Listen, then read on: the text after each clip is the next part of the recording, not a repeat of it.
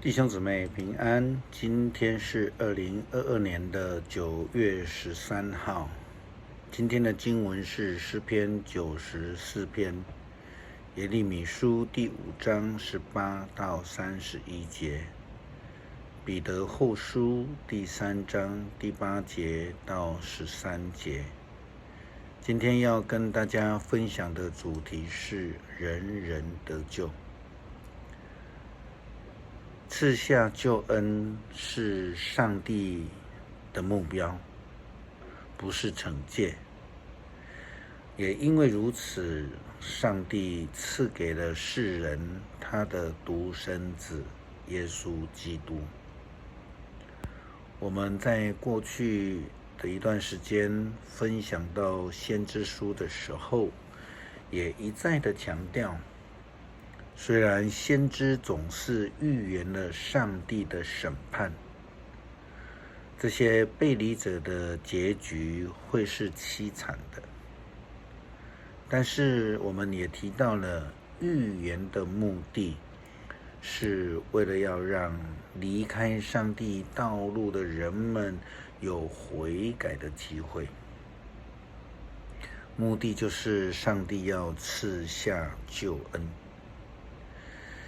先知的预言，我们应该把它当成是警告标志，或是红灯，或是我们说的禁止标志，警戒人前面的道路是行不通的，并且也预告了这个此路不通的后面会有什么样的结局。就如同这几天的台风雨，这样的暴雨造成了台湾许多的山区有山崩的现象，道路受阻。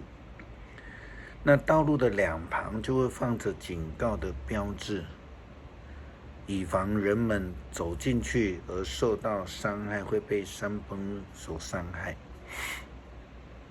上帝透过先知耶利米这样说道，上主说，即使在那大灾难的时候，我也不把我的子民通通消灭。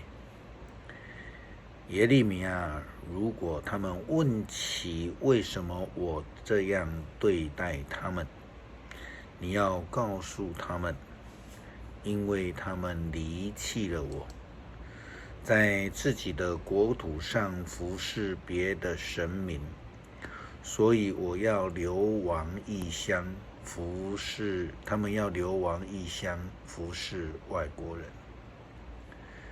上帝就如往常一样，让先知来宣布上帝自己的预言，提醒了雅各的后代、犹大的后代说，要通告雅各的后代向犹大人宣布，你们这些愚蠢无知的人啊，要留心听。你们有眼睛却不能看，有耳朵却不能听。我上主问你们，你们为什么不敬畏我？在我前面为什么不战战兢兢？我安置沙滩做海洋的界限，大洋不能越过这界限，海水涛涌也不能穿越，浪涛翻腾也不能突破。但是你们这些人又顽固又悖逆，你们背叛我，离弃了我。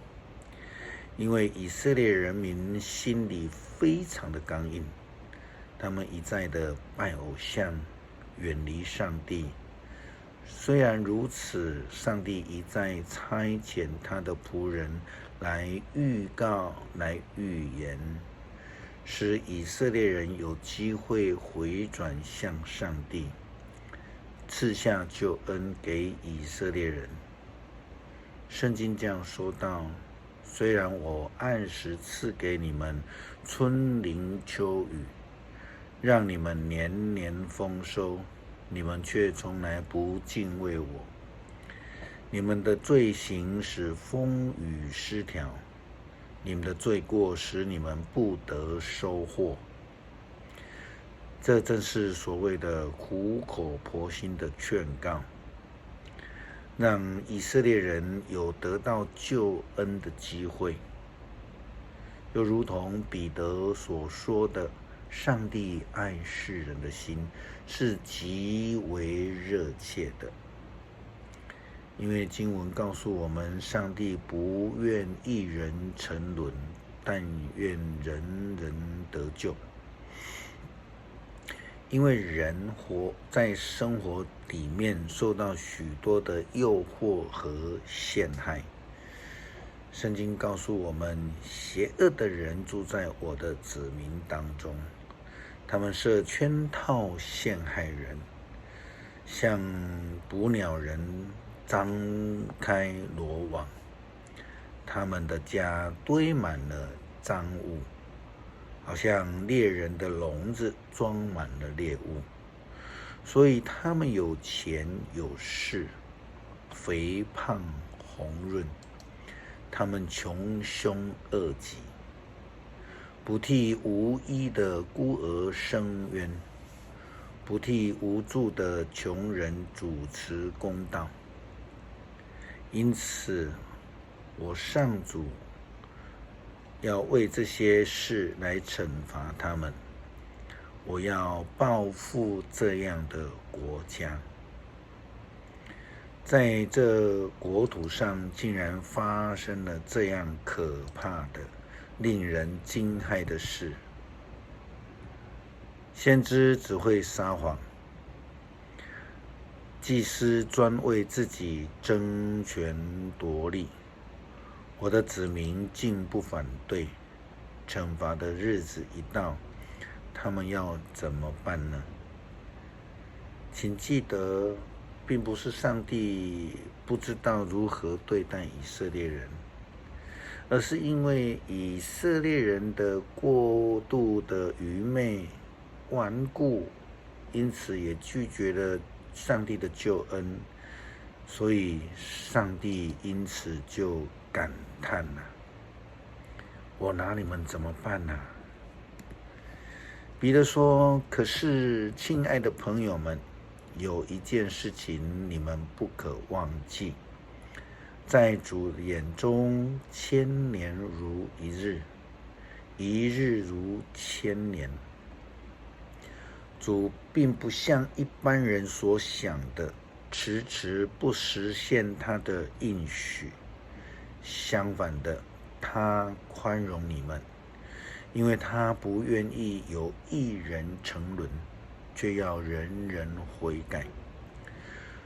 如同出埃及的以色列人面对的上帝一样，上帝的显现如同闪电烈焰，将要来判断世人的生命，但不是为了杀害，而是为了让这些离开上帝的人明白，他们是需要上帝救恩，让他们明白自己是哪一种人。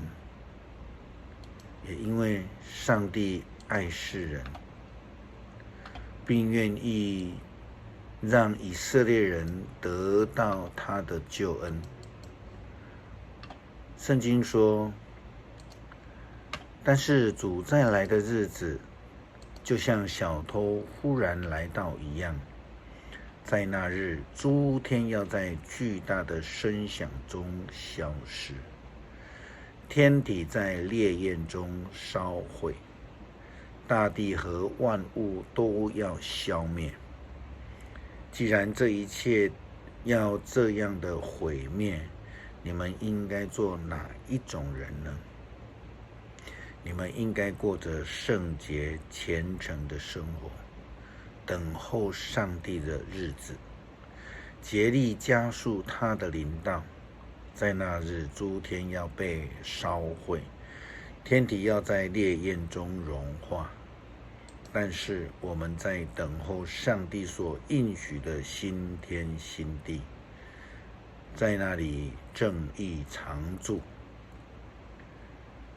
他将新天新地的救恩赐给了以色列人，也赐给了世界上所有需要救恩的人。今天的诗篇94篇，因为篇幅比较长，就请兄姐自己来研读诗篇94篇。我们一起来祷告。我们得蒙救恩，是因为我们是蒙福的，同时我们也领受了上帝的呼召，让我们抱持着传福音的热忱，将救恩与尚未认识主的人分享。求主帮助我们。感谢祷告，奉主耶稣基督的名求，阿们。